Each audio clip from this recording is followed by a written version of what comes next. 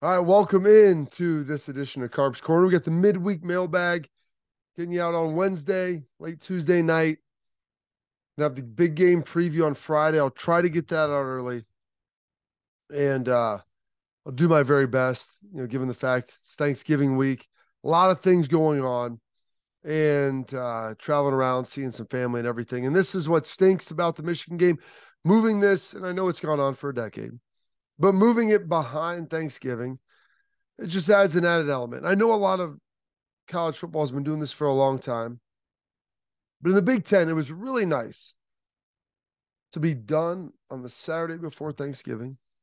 Come home, relax, have dinner with your family, watch some of college football. You watch some of the championship games and really get a chance to chill. I know college football has changed a lot. I'm not going to sit here and be the old man and just pound my fist and shake it at the sky, say, why? But it was nice when it was the way that it was. So this week, there's a lot of changes. Ryan Day talked about those. We'll listen to some sound from Ryan Day, some of the things that he said about what's going on right now in the Big Ten, what's going on with Ohio State, some of the changes going on. Before we get to that, we have the college football playoff. And then always we'll get your questions answered in the midweek mailbag. All your stuff coming at Twitter here that I'll be able to fire away and ultimately take a look at. Always some good questions, always some good comments and things that are always tossed my way. So I really appreciate that. And it's nice to always get a chance to kind of take a look at everything and understand where people are coming from, what they think, what they believe. And we'll try to get an answer for it. Before we get to the Ryan Day sound, I want to get to this. We'll throw this up right now. College football playoff rankings are out. So I wait a little bit later on Tuesday to get this done. Top four are the same: Georgia, Ohio State, Michigan, TCU. All locked in. Four teams are 11-0.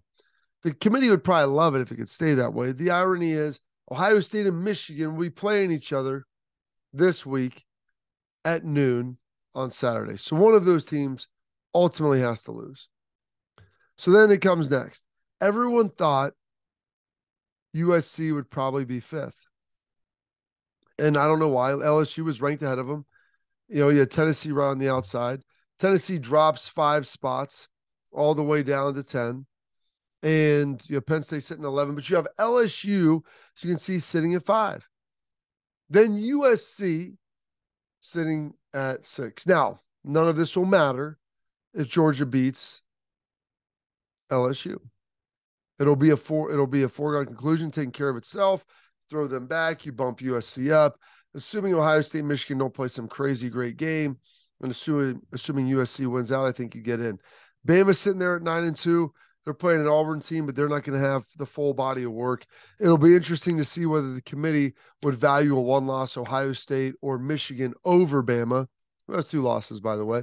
I would like to think that they would. And then you've got Clemson sitting there as the second one-loss team behind 2, count them, 1-2, 2-loss teams. So that's also interesting, an important note to bring up. So that's something that needs to also be looked at. Oregon sitting there 9 after the big win at Utah. Tennessee at 10, dropping down 5 spots. Penn State sitting there at 11. So that's interesting. Some things to take into account, some things to ultimately look at. Important for Ohio State. Penn State's at 11. It would have been nice if they would have hopped into 10 to help Ohio State and Michigan with their rankings. Both those teams beat Penn State. And they are the 4th ranked 2-loss team. And then Notre Dame, who is the 3rd ranked 3-loss team, climbing all the way to 15, which is nice. So Ohio State, should they beat Michigan, would have 3 victories over teams in the top 15. And if Notre Dame beats USC, I mean, they might be in the top 12, top 10, maybe not top 10, maybe they'll be 11th. But good to see that. Before we go any further, we got some Ryan Day sound here that I want to get to. Some things that he said coming out of his Tuesday press conference here and talking about Dallan Hayden and what he means to this team. We're going to need him. It's going to be important that he plays, like he has so far in terms of taking care of the football. He's had to grow up in short order, but we've seen that before. As freshmen, kind of the first half of the year, kind of getting their feet wet, learning, how to play, getting some reps. But by the end of the year, They're almost like sophomores. And, we're going to need that depth here in the next couple of weeks. So you're hearing there, they need him. Ryan knows that they need him. He's been really good. He's grown up throughout the year like so often freshmen do. They're going to be much better at the end of the season than they are at the beginning, and that's just due to experience. And the big thing that Ryan always touched on, he takes care of the football. It's kind of buried in there. The maturation, how much we need him, all this stuff. But he's taking care of the football. And that is the trust element that is important. That's why I think he is going to be a critical cog this week against Michigan because of how much they need him and what he can ultimately bring to the table. Now, Ryan talks a little bit about that team up north, about breaking down Michigan, where they're strong, what they have, what their advantages are. Very talented, really good players. Certainly Corum and McCarthy, lead the way. Donovan Edwards, really versatile in what he does. Their tight ends are good. Offensive line is, playing very well. Some guys on the perimeter who can make plays. Ronnie Bell is a very good receiver. And then on defense, statistically one of the best defenses in the country. So a lot of challenges across the board. And, it's something that we've certainly been working on for a long time. So you hear him mention the running backs, Corum and Edwards. You hear him mention the quarterback, J.J. McCarthy. Good offensive line. No secret there. They run the ball as well as anybody in the country. He might be the best. You got Ronnie Bell, their elite wide receiver. That's big time. And they got a good defense. And Ryan touches on everything there. He understands what this team is. He is acutely aware of where their strengths are, any potential weaknesses, and he's locked in on it. And you always want to be complimentary of your opponent going in. He's not going to say anything inflammatory. As we've heard this, and we'll get into this before the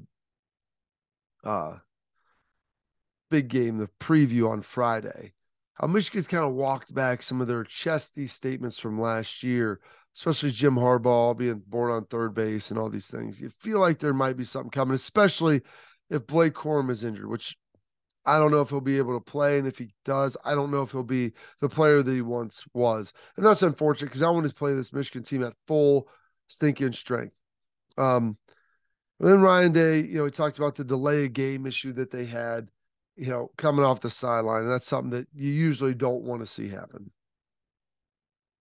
The two areas where there's always the biggest issue is, after a kickoff when, we send the team out and then they see the personnel grouping, and then sometimes the defense will then, change their personnel grouping so they stand in front of the ball. And that makes it hard for us to check any kind of a play. And the second one would be after a touchdown, the 2-point conversion.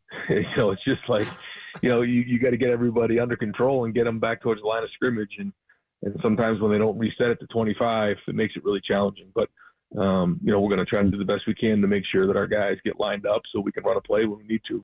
So Ryan knows it's a bad situation. He knows it shouldn't happen.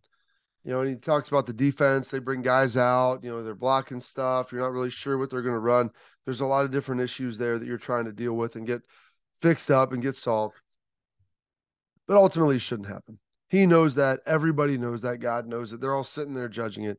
And so it's something that's got to be fixed. And something in big games and critical situations where talent is more equitable, you got to make sure that stuff doesn't happen anymore. And they know it and they'll get on it. But it was one of the big things. I mean, I think they had 11, 12 penalties. That was one of the ones where you're like, it's really a head scratcher. The delay of games, you want to see the operation sped up to get CJ the play in faster. And it's, when Ryan's calling plays, he's the head coach. There's a lot swirling around. And just to see those operations improved just a little bit. And lastly, Ryan, talks about something about breaking tradition. And I've mentioned this. The Ohio State Michigan game used to be played the Saturday before Thanksgiving. You got done with the game, at Thanksgiving off, there was no Big Ten championship game. And so you'd have senior tackle on Thursday. You could walk around with the band on Sunday and all the pageantry and everything going into the game. And then you got to have Thanksgiving with your family. When they moved it back, it compressed the timeline. There used to be alumni, former players that would come and watch senior tackle. It was something that was kind of celebrated, enjoyed. Well, now it's something you just kind of have to rush through because it's on Thanksgiving Day and you're trying to get people out of there. The timeline has changed. So Ryan talked about running an audible and making this change and moving that senior tackle from its traditional spot. I'm actually breaking tradition a little bit this year. Thanksgiving is kind of a hectic day, and I've kind of always felt that way here. we have senior tackle that day. We want, our guys to be around their families for Thanksgiving. And so we decided to talk to the leadership committee and make a little bit of a change. We're going to move the senior tackle to bowl practice so that we allow a little more time. We're not as rushed. There's not as many distractions on Thursday. Let them sleep in a little bit, get prepared, do a great job on Thursday because the focus is on this game. We get so much ride on this game. We just want to make sure the focus is on TM North. So number one, Ryan talks about addressing this with the committee. He didn't make this decision in isolation. He didn't make it in a vacuum. He understands that there's going to be, a little fallout. So, you know what? Any great leader, they consult the people that are going to be impacted, the players. Ryan talks some of the former players, they kind of asked a little bit. I didn't think it was a big deal. Like tradition was broken when they moved it. And so they want to make sure they can focus on the game enough because ultimately winning this game is the thing that matters the most. And so senior tackle, you move it to bowl practice. Let's focus on winning the game. You win the game, everything else takes care of itself. And so this is something that, it kind of bristles people a little bit. It's always the Thursday before Michigan. Well, you know what? Michigan used to also be played the Saturday before Thanksgiving. Those things are done. The day has changed. There used to not be a Big Ten championship game. There used to not be a college football playoff. You used to always go to the Rose Bowl if you won out. So there's a lot of things that ultimately go into this. It changed. I'm not mad about it. I think it's good. I think it helps the players. You can focus more. There's a lot of positive things to it. And Ryan went about it the absolute right way so you can give senior tackle the time it deserves and also prepare for this game in a very responsible manner. Now we'll get to the midweek mailbag. Some of the questions, and I know this is going to be a lot of them. Do I think Jackson plays? I don't believe Jackson will play. Maybe he does. At this point, I would be surprised if he does, but ultimately maybe he does come out there and play. I know he's been rehabbing hard. Maybe he's close. We'll ultimately see. I'll get a better feeling by Friday. Someone asked about changing the mind on the 2-point play against Maryland. And it's one thing to go for 2 when you're 2.5 yards out. It's another thing to go for 2 when you're 7.5 yards out. It's a much, much tougher conversion. Changing that, opening up it made it sound like it was a positive. It's a much harder to get 7 than it is to get 2.5. Now I understand it gives you more space to work, but I don't think it's that advantageous to get in there. Talking about speeding up the process, getting plays in earlier. Yeah, we talked about that. They understand that they need to make sure they're getting those plays to CJ right away. This is really not more of a question, more of an airing of grievances, clock management, getting plays in, not getting CJ in a rhythm. Listen, Ryan is about as good offensive play caller as you're going to have in college football. And so when you see that, it's a little surprising to me that some of those things happen, but I'm not going to sit here and it's not going to just dominate my thoughts because I think he does a heck of a job. And if I believe that, then you know what? It's all good. And over the course of time, you will see that play out. That doesn't mean there won't be hiccups along the way, but I believe that ultimately it will pan out and be in a good situation. All right. Some more question here. Mike Hall was a beast early in the year, has been a non-factor for a while. Needed a big performance from a defensive tackle. Hopefully Mike Hall plays and plays a lot. I would like to see him get in there. They've got Jerron Cage, Hamilton, Vincent. They've been rolling dudes through. Mike Hall was unstoppable earlier in the season. He was nicked up for a while. Hopefully he gets healthy and gets in there. Does the loser still make the playoffs? Possibly. Probably need USC to lose. Can't have LSU win. TCU losing would ultimately help, but I don't think you need that as well if you're going to have that in there. Asked about CJ starting games slow. Is that a trend? It seems to be better in the second half. I think that goes a little bit to rhythm in the first half of some of these games. I think some of that also goes to adjustments that are made when you see what they're getting done. Who's been the defensive MVP thus far? JT's been good. Lathan Ransom's been really good. Ronnie Hickman's been good. Steel Chambers been good. There's been a number of guys. Zach Harrison's played really well as of late. Sawyer. I mean, there's a lot of guys. I would have to go with my guy, Tommy Eichenberg. the improvement he's made year over year, the jump that Eichenberg has made, not only as a player, but as a leader and someone that sets the tone with toughness and playing with two broken hands and being highly productive. The fact that he's not a Buckus finalist is almost criminal. Do we have anyone, Jalen Ballard, that can get more than a step and a half on a deep ball? You only need a step on guys. Some of it's scheme, some of it's setting up the run or the pass with the run. There's a lot of things that ultimately go in that. I think they'll be fine getting guys open deep. I'm not worried about that. Those things are going to come. What do you think about bringing in Xavier Johnson as a second back in short yardage off motion? Well, that's something that they've worked with. You know, they see him bringing Mecca back through on jet sweeps. They'll move guys around. They're going to have some creative stuff. I would be stunned if there isn't some new things that we don't see for this game. That's just how it works. How much of a difference is there with Ohio State-Michigan game around campus as the team getting ready leading up to the game, or is the same preparation as normal week? You try to keep it the same, but you keep it the same with a little bit of a boost. You don't want to make it crazy. You don't want to make it different, but you want to make it more intentional and you want to make it more focused and maybe a little more intense. You know, so there's some of that in there. What was this week like for you as a player? And is there that's too far tradition for players? I love all the traditions, from the band and doing Script Ohio. They used to bring in Earl Bruce, you know, senior tackle, the Tunnel of Pride. All those things are so great. It's what makes Ohio State special. It's what makes college football so special. How much of our run game issues have been our running backs not seeing the hole and getting upfield?